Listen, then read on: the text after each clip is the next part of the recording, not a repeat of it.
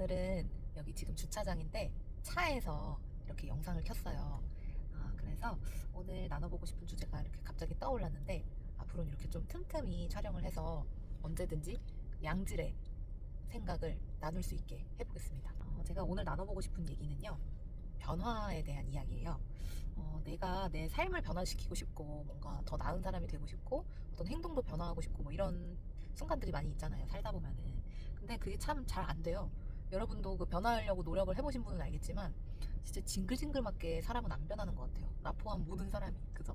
왜 그래서 오은영 박사님이 예전에 어떤 TV 프로에 나와서 사람은 변하나요? 라는 질문에 대해서 뭐라고 대답을 하셨냐면, 사람은 변합니다.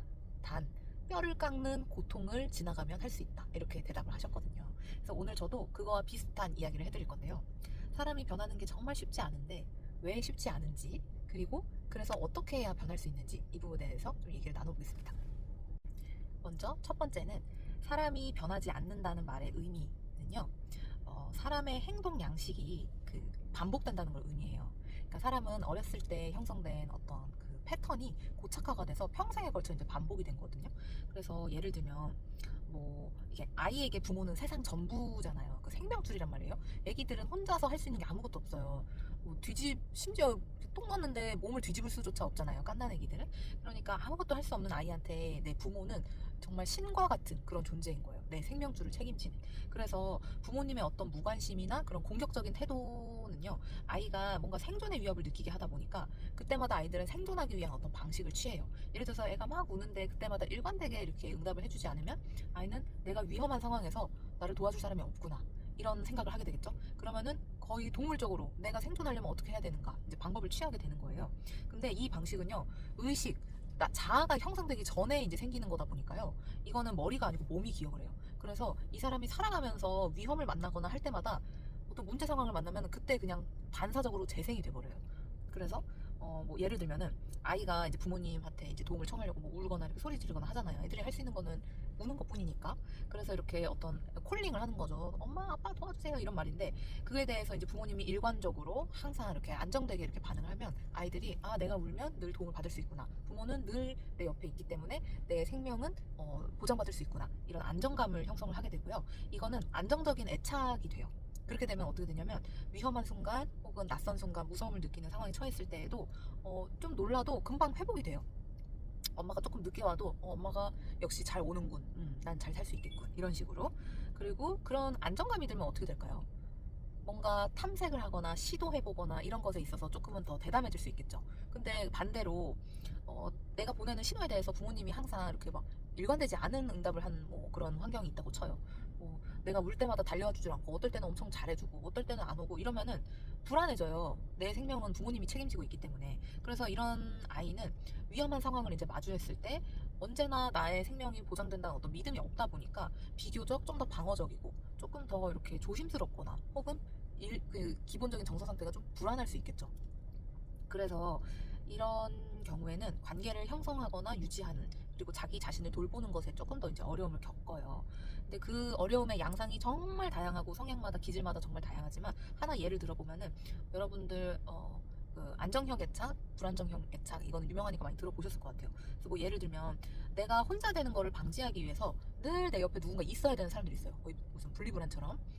그러면은 이제 그런 사람들은 불건강한 파트너라고 해도, 혹은 이 사람이 좋지 않은 위험한 사람이라고 해도 내 옆에 누가 없으면은 불안하다 보니까 그냥 자기 옆에 그런 사람들을 이렇게 두고 의존적으로 이제 관계를 형성한다든지, 아니면은 상대방한테 오히려 이제 집착을 한다든지, 이런 식으로 이제 될 수가 있죠.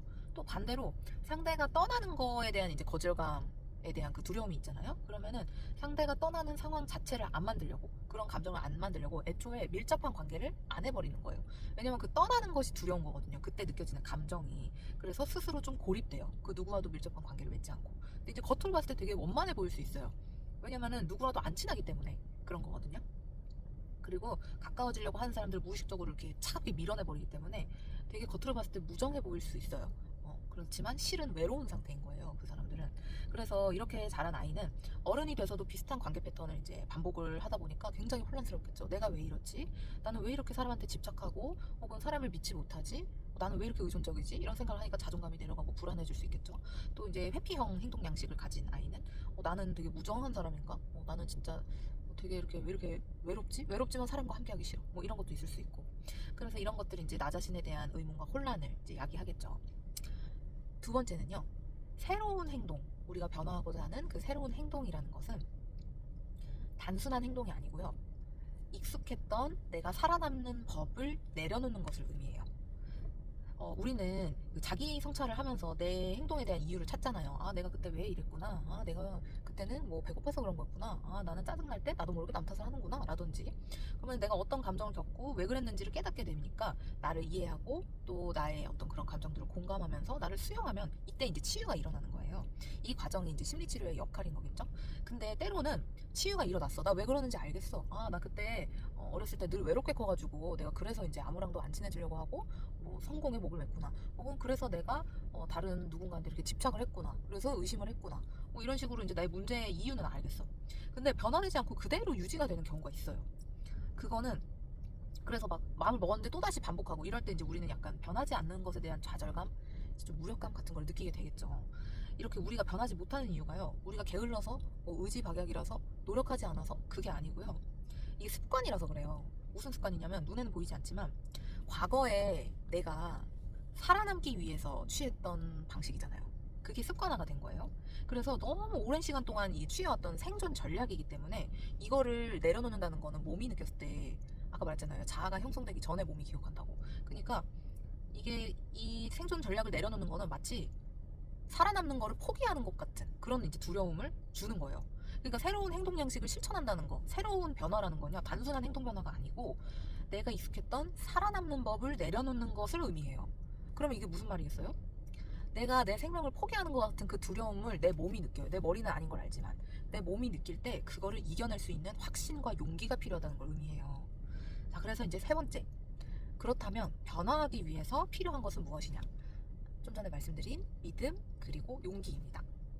우리가 변화하기 위해서는 이제 네 가지 단계가 이렇게 거쳐가게 돼요. 첫 번째는 그 기존에 내가 했던 그런 삶의 방식들이 내 행복에 도움이 되지 않는다는 것을 확실하게 깨닫고 그 내한테 변화가 필요하구나 라는 어떤 그 확실한 동기, 확실한 깨달음이 필요해요.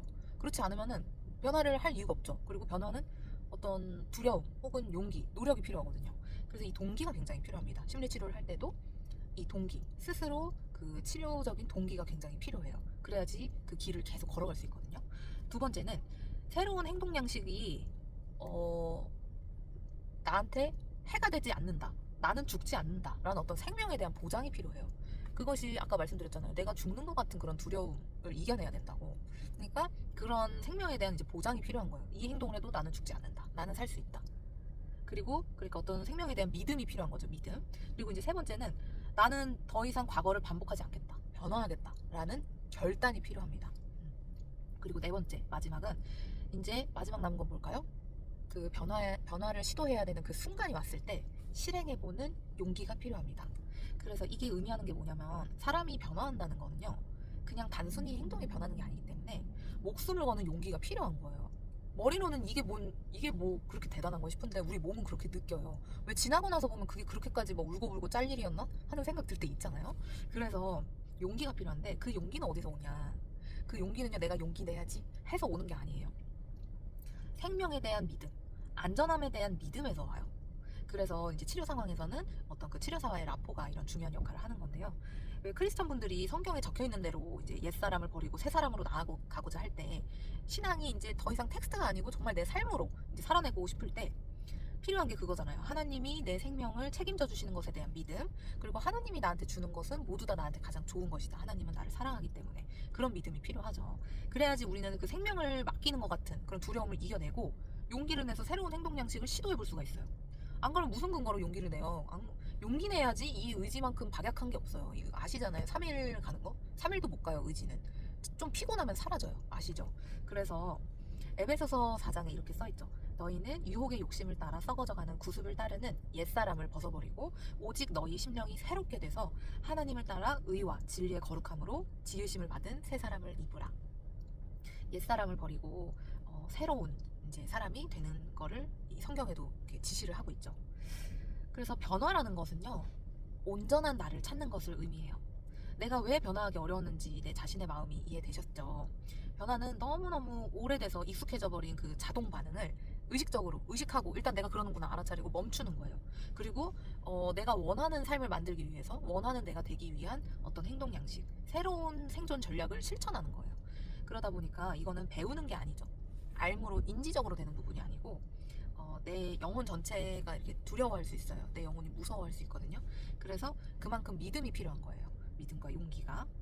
내 현재의 모습은 진짜 내가 아니고 세상이 만든 나의 환경, 사회, 그런 세상이 만든 상처로 훼손된 모습이에요. 우리는 하나님과 단절됨과 동시에 그때부터 이제 시들거든요. 사망의 상태잖아요. 그래서 내 진짜 빛은 하나님과 연결이 돼서 하나님에 대한 믿음으로 새롭게 될 때 알 수가 있어요. 그게 진짜 내 모습이에요. 그래서 아무리 작은 변화더라도 그건 결코 작은 일이 아니에요. 생명을 불사하는 죽음을 불사하는 그 용기를 내야지 가능한 변화거든요. 그래서 이 치료실에서 만나 뵙는 분들도 그렇고 지금 이 영상을 보시는 분들 새로운 나를 찾는 여정에 계시는 모든 분들의 변화를 또 응원하고 같이 축복하고 싶습니다. 마지막으로 시편에 있는 이야기 나누면서 마무리해볼게요. 하나님이여 내 속에 정한 마음을 창조하시고 내 안에 정직한 영을 새롭게 하소서. 새로워지는 저와 여러분이 됐으면 좋겠습니다. 축복합니다. 안녕.